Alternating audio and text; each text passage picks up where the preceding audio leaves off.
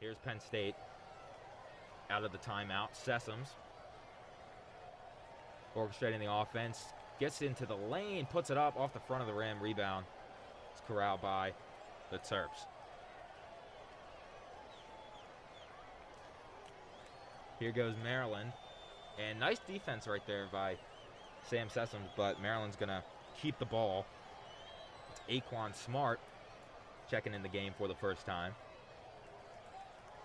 Even Maryland just trying to set up their offense. That's all Aquan Smart was trying to do right there. Penn State, got to give them credit, has really made it tough on Terrapins in that regard. Smart kicks it back out to Smith. Smith finds a cutting Wiggins, who's blocked by Brockington. Nice defensive play there by Isaiah Brockington. And here's Wheeler for the Nittany Lions on the other end. Wheeler gets it to Hara at the top of the point. Checked by Smith. Hara finds Brockington, who tried to drive baseline, but he lost it. 4 seconds on the shot clock. Wheeler's going to have to put up a shot soon. Wheeler chucks up a three off the back iron, off the top of the backboard. And Maryland's got the fast break. Nice pass there from the Terps. Good teamwork there. Hart converts the bucket. It's 9-7 now. Maryland's on a 7-0 scoring run. And Penn State is on a extremely long scoring drought. They're 1 for their last 15. Here's Myron Jones, foul line jumper, trying to end that. Back iron. Doesn't happen there. Once again, really had to force up a shot early on in the possession. Off the dribble, not necessarily his area of the floor. I was not a huge fan of that shot, but he's just trying to get involved in the game somehow. Mm-hmm. Almost an errant pass there by Wiggins, but Smith comes up with it.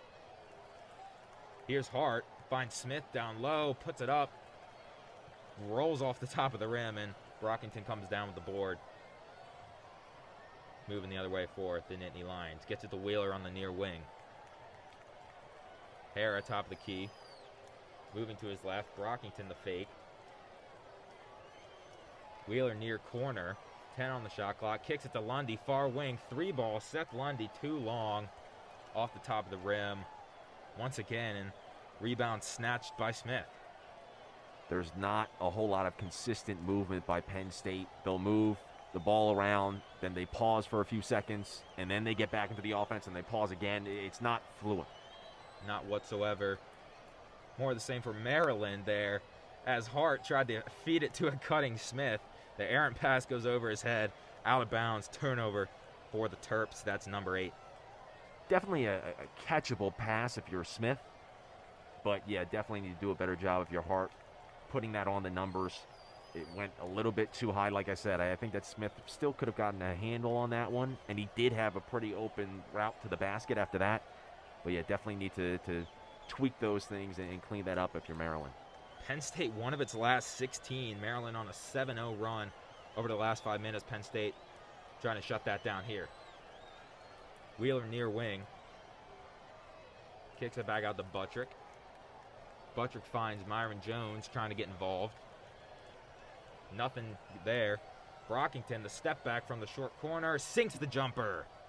Nice step back there from Isaiah Brockington. Not in the game at 9 here with 7.5 minutes remaining in the first half. Even that was a tough shot, though. Credit to Brockington for knocking that down. That was clean. But that was nicely contested by Maryland. Yeah, he had to work for that one, for sure. Here's Wiggins. Buttrick bit on the pump fake. Step back from the near wing. In and out.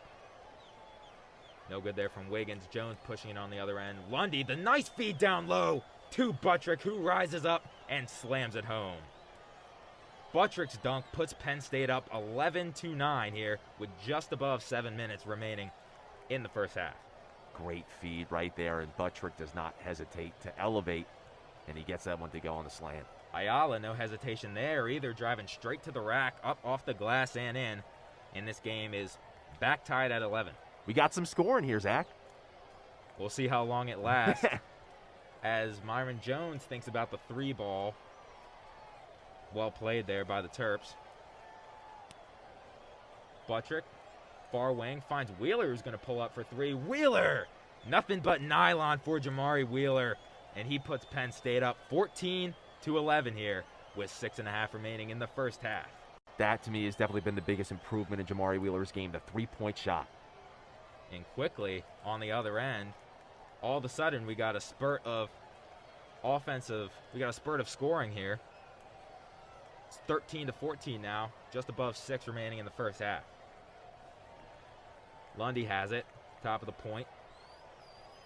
Wheeler conveying the offense, tries to drive, thinks about it cutting Brockington, instead kicks it to Lundy. Lundy, a healthy 3, but hits the back iron, not going to go. Here come the Terps the other way. That's Ayala, nice behind the back move, but Buttrick didn't bite. Ayala again has the mismatch on Buttrick, blows right by him, gets into the lane, and one. Nice move there by Eric Ayala. He took advantage of the mismatch on Trent Buttrick and gets the score for the Terps. And he's going to get a chance to go to the line and make this a 2-point game.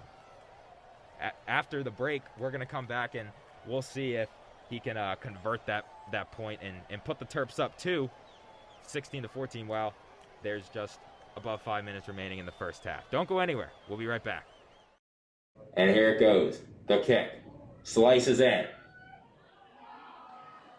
Off some bodies, and here goes Borst. Streaking down the sideline. But that's covered up nicely by Romani and the Tyrone defense. Jewell set the throw in. Jewell sends it forward. Covered up nicely by Romani once again. Gadsby sends it back to his defense, who boots it forward into Tyrone territory. Gadsby covers it. Here come the Red Raiders streaking. The pass ahead to Packer. Packer works his way inside again. Gets it back out to his teammate, who's doubled by 2 Tyrone defenders and loses the ball out of bounds.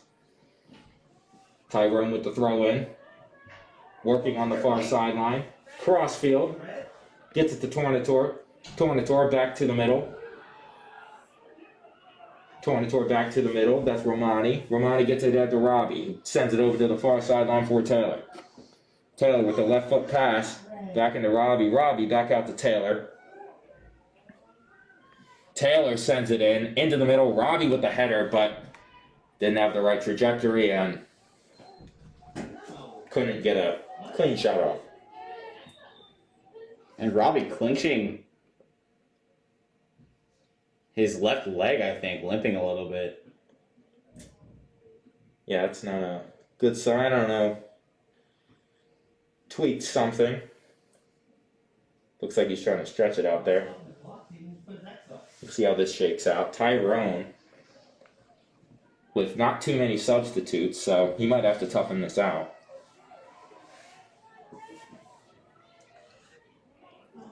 There's the Minty Borst. Tries to break free again, but those defenders have done a solid job on him, covering him up and doubling him, not letting him allow to break free and make anything electric happen. Another foul on Robbie. Robbie goes down again. These guys giving it all they have with just over 2 minutes remaining in this playoff showdown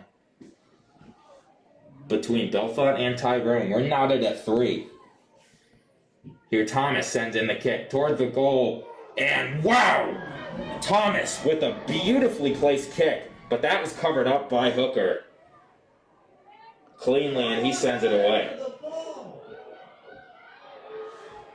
And on the other end, there's a fight for the ball. Walker comes up with it. Centers it to Borst. Borst centers to Chapman, who tries to sneak a pass down low to Walker, but that's played nicely. And the ball ends up out of bounds.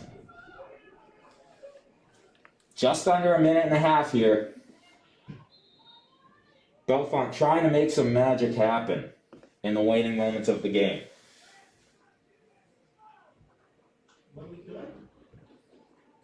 Another stoppage of clock. It's like Tyrone is making a substitution here. Minute 19. Borst with the throw in. Centers it. And that's a nice clear by Taylor.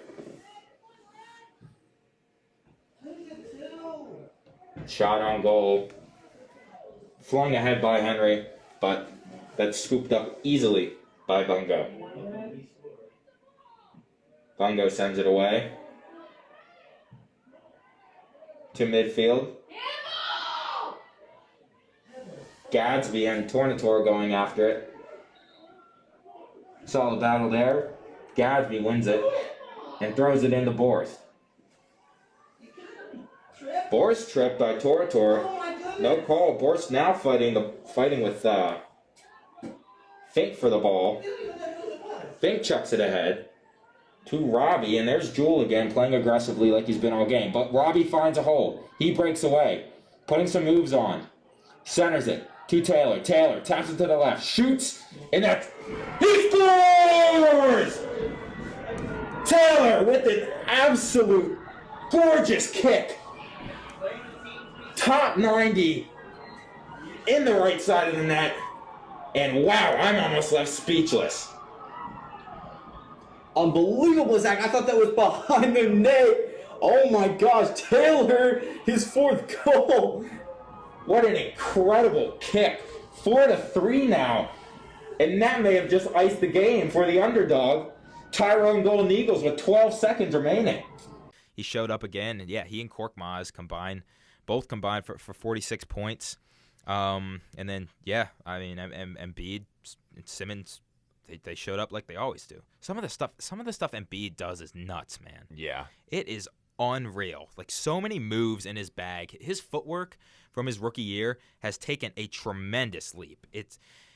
He was really good at passing out of the double team last night too, and just when all of that is going for him, man, he is so fun to watch. Well, also passing out of the double team, you talk about how the footwork wasn't always what it was now. Passing out of the double team, I thought he was really bad at it earlier on in his career, and that's something that he's really worked on, and he's got a lot more composure now when that pressure is put on him, and he's been able to get out of it. Did you see, by the way, the jumper's still lethal. Yeah, I know. So lethal. Crazy. But Kendrick Perkins, did you see that what he said about Joel Embiid? Ooh, maybe, but refresh me. I this just came to my mind. I would have absolutely put this in the rundown for the show ahead of time. Kendrick Perkins, I saw, and the reason why I remember seeing it was because even though I love Embiid, I was like, this is just a little bit outlandish. I don't understand this at all. But Kendrick Perkins said, if I were to pick one player in the league right now to start a franchise around, I would pick Joel Embiid because he is essentially like this era's version of Hakeem Olajuwon.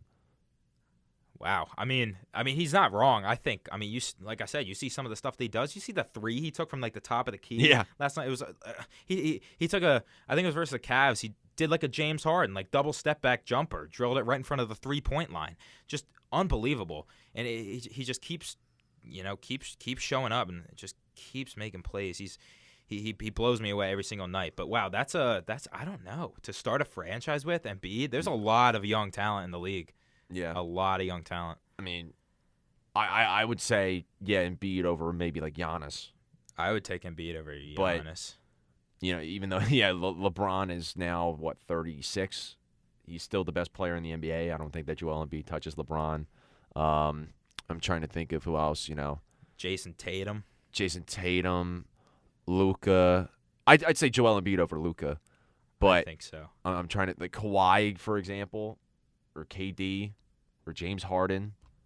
Yeah, I would take those players. Like I would contest any of those players over Joel Embiid. Like I thought it was just such a weird take. I respected it, and I get where he's coming from, and the fact that he said, he's essentially this era's version of Hakeem Olajuwon. I absolutely see that. Yeah, he's bigger, but just as skilled. Just skilled, just as skilled. And I think it was definitely an apt comparison in that regard. But then to take it a step further and say, I would start a franchise around him over anybody in the league. I was, especially with his health too. Yeah, he didn't. I don't know if he thought about that, but it was crazy. I couldn't, because I watched it. I was like, oh, that's interesting. Okay, mm-hmm. But hey, I definitely appreciate the fact that people are starting to come around and realize Joel Embiid's excellence for what it is. Obviously, this season is by far the best season he's ever had, so it makes sense why they would come around now. But this is something that's been in the works for a while. This is the culmination of Joel Embiid and all of the great stuff that he's been doing the past couple of years. So really good to see there. He's obviously been the main part of this team, the reason for this team's great success earlier on in this season. And I guess, since we are about to get into the All-Star break. Oh, well, first of all, we'll talk about the Jazz game tomorrow. Okay. The Jazz, 27-8, by far the best record in the NBA. They now come to Philly tomorrow, and this is the last game that the Sixers have before the All-Star break. What are you thinking? Can the Sixers pull out the win? This is going to be appointment television, by the way. This is going to be good. Oh, definitely. I mean, number 1 seed versus number 1 seed right before the All-Star break. This is big time. Could mean a lot in terms of the momentum. Going into that, but I mean, last time I don't remember the exact score off the top of my head, but it was a close fought game with the Jazz. That was Simmons' career high, 42.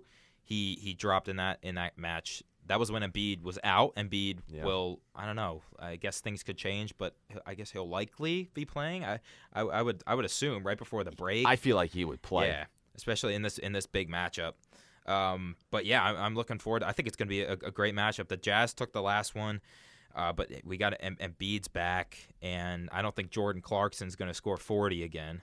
I can't imagine that. I mean, Donovan Mitchell didn't have a great game, so he could always, show up and get some buckets and, propel the Jazz to a victory. But I think it's going to be a great game. The Jazz are rolling. Yeah, and they haven't slowed down at all. Yeah, no, they're a really good team. It's funny. I have a friend who grew up in Utah and is a diehard Jazz fan. And ironically also went to school with Paul Reed. Oh, no way. Yeah. Yeah, who I think now is in the G League. I don't think he's on the roster anymore. But he was drafted by the Sixers. So that was always very funny. And now that the Jazz are doing so well, they won't stop talking. And now that Sixers are playing the Jazz tomorrow, it should be interesting. I got to reach out to them. But anyway, so this is going to be an exciting matchup. I'm very much looking forward to watching it. And it is, like I said, the last game before the All-Star break. Where are you mentally when it comes to this team? Are you feeling very high on this team? Are you kind of hesitant to call them serious contenders right now based off of what you've seen so far this season? I mean, can I make the prediction now? I mean, go ahead. If we want to get bold, sure, why not? I don't know how bold it is, but I feel strongly that it's going to happen, at least how the season has gone to this point. I think it's a different team than in years past. Sixers Nets Eastern Conference Final. Yeah. I'd be really surprised if it's anything else. How's it going, everybody? Zach Donaldson here alongside Jake Starr, about ready to call the Penn State men's basketball versus the Michigan Wolverines here on Com Radio at 2. Jake, I want to ask you, Penn State coming off of one of its biggest wins in a while versus the number 15 Virginia Tech Hokies. What do they have to do in this matchup in their Big Ten opener versus the Wolverines to keep things rolling? Well, Penn State coming off of a big series split versus Wisconsin. Entering this game versus Maryland, I'd say it's a big matchup for both teams. Both teams have had very tough schedules to this point. Both are probably, I would say, on the tournament bubble. But one might consider this a must-win, especially for the Nittany Lions. And I think to get that victory, it's going to start down low with their big man, John Harrar. Definitely going to be a great matchup here on Com Radio. Tune in at 2 to see if the Penn State Nittany Lions can get their second win in a row in Ann Arbor, or we'll see if Michigan can get some vengeance from last season. For Jake Starr, I'm Zach Donaldson. Tune in at 2 o'clock.